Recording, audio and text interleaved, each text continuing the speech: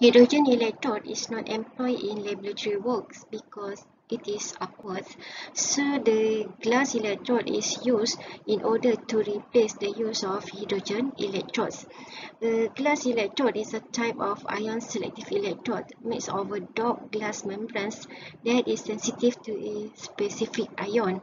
Figure shows a glass electrode that is used in conjunction with reference electrodes in a pH meter. The common applications of ion-selective glass electrode is for the measurement of pH, which is the pH electrode is an example of a glass electrode that is sensitive to hydrogen ion. Glass electrodes play an important part in the instrumentations for chemical analysis and a physicochemical study, which is the voltage of the glass electrodes relative to some reference value is sensitive to change in the activity of the certain type of ions. The electrode and the reference electrode is measured with a molmeter that is calibrated in pH unit. Oswald's dilution law derives a relationship between the degree of dissociations and the concentrations constant for Wick's electrolytes. The Oswald's dilution law tells us that the equilibrium constant and the initial concentrations of an electrolyte prior to dissociation or associations can be used to calculate the extent of this dissociation or associations for the electrolytes. Consider an aqueous solution of a Wick's binary electrolytes AB of concentration C and the degree of dissociation alpha. So because of a weak acid is a Wick's electrolyte, so we know that it will dissociate to a small extent. How much the dissociations? We're not exactly sure, so let's call that the small amount as alpha. The variable alpha is the fractions of a Wick's acid molecule that dissociate. And then therefore, the amount of acid molecule that do not dissociate is equal to 1 minus 2 alpha.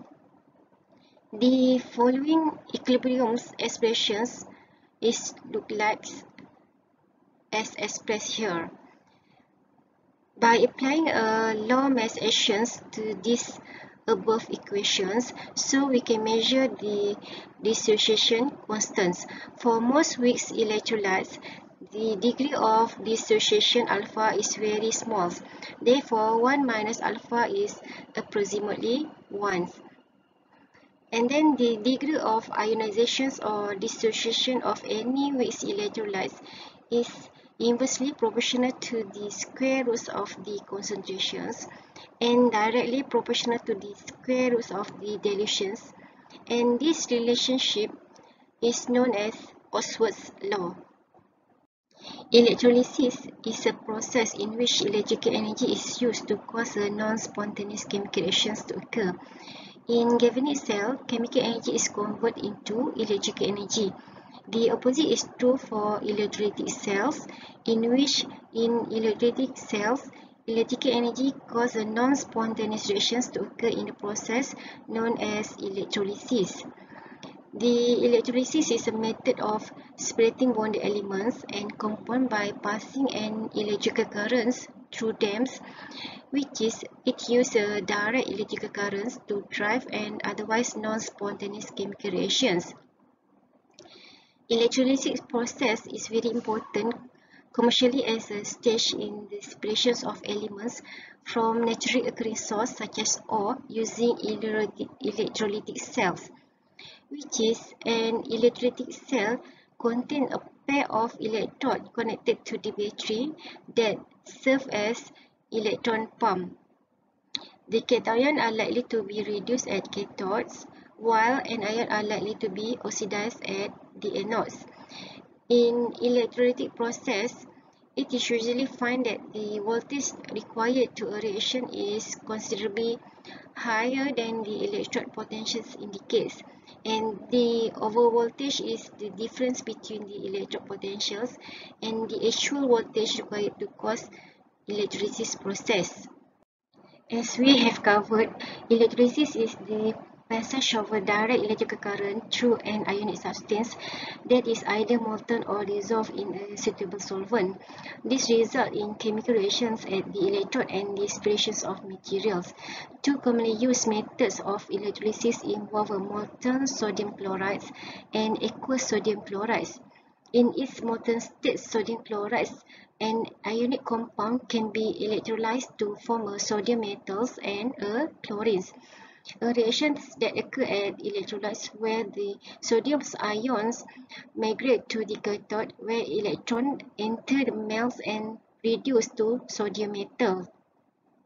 While chloride ion migrate to the other way towards the anodes and they give up their electrons to the anodes and oxidize to chlorine gas. The overall reaction is the breakdown of sodium chloride into its elements. This process is a major source of pure sodium metals and chlorine gas. The theoretical estimate that E naught value is about -4 volts, which is negative sign means that the process is non-spontaneous process. Therefore, a minimum of 4 volts must be supplied by the battery to carry out the reactions. However, in practice, a higher voltage is necessary because of inefficiency in the electrolytic process and because of the overvoltage. Electrolysis cell for molten sodium chloride is a commercial electrolysis cell for the production of metallic sodiums and chlorine gas from molten natrium chloride.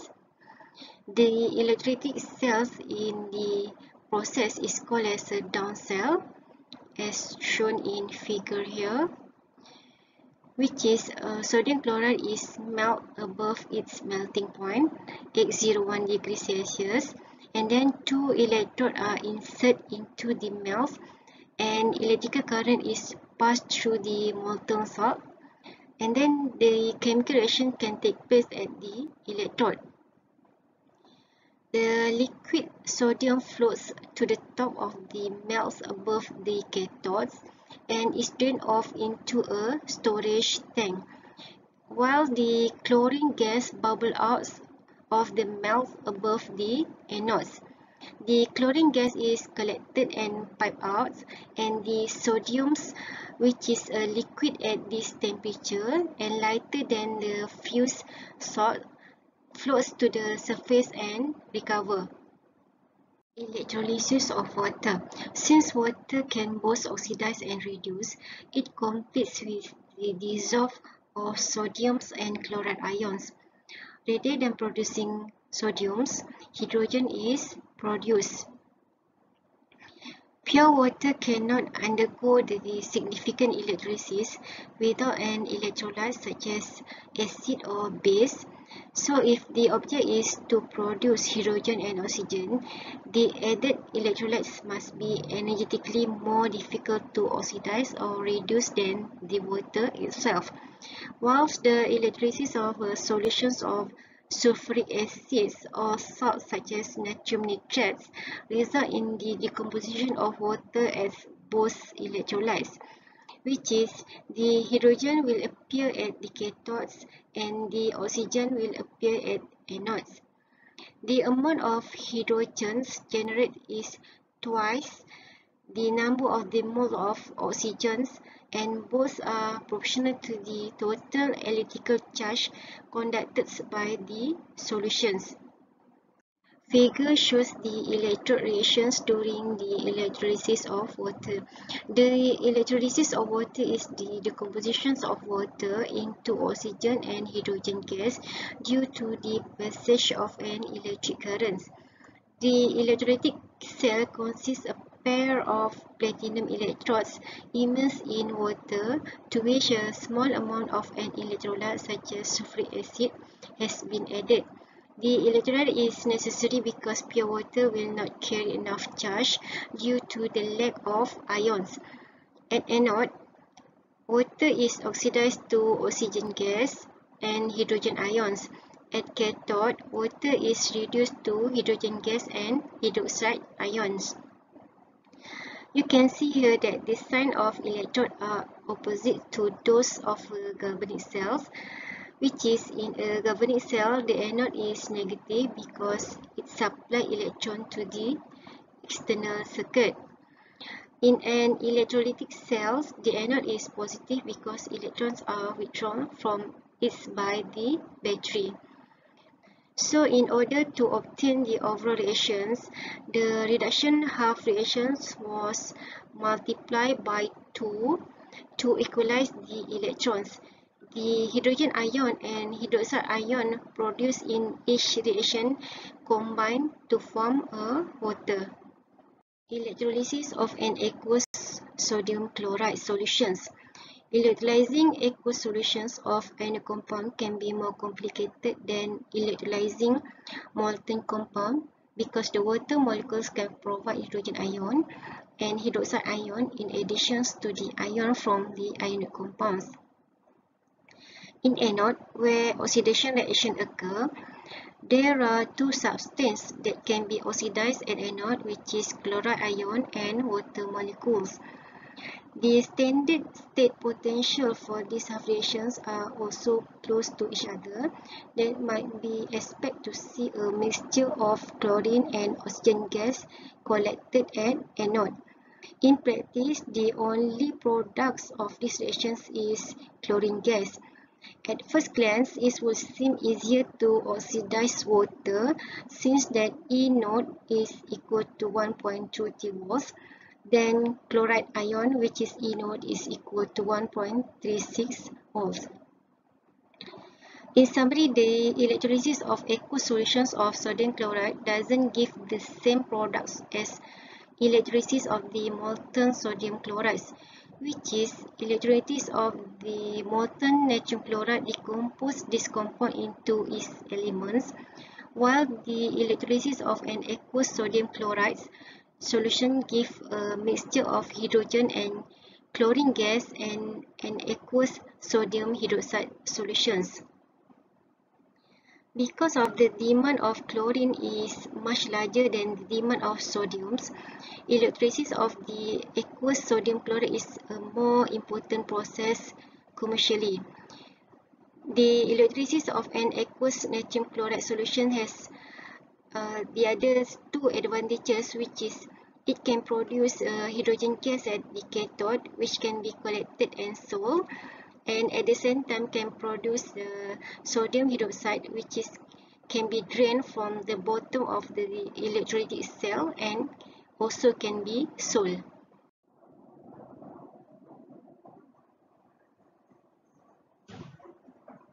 And overall reactions during electrolysis, which is the concentrations of the chloride ion decrease while the concentrations of hydroxide ion increase, and the products is the hydrogen and chlorine gas, whilst the sodium hydroxide is as a byproduct that can be obtained by the evaporating of the aqueous solutions at the end of the electrolysis process. Quantitative aspect of electrolysis. As described and explained at the start, the amount of the product formed is proportional to the time and current. Faraday observes the mass of the product forms or reactant consumed at an electrode is proportional to both the amount of electricity transferred at the electrode and the molar mass of the substance. For example, in electrolysis of the molten sodium chloride, at cathodes, one sodium atom is produced when one sodium ion accepts an electron.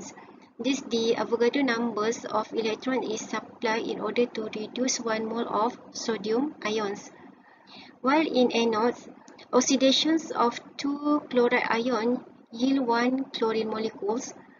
Therefore, the formations of 1 mole of chlorine gas result in the transfer of 2 moles of electrons from the chloride ion to the anode. Last but not least, the figure shows the step involved in calculating the amount of substance reduced or oxidized in electrolysis process.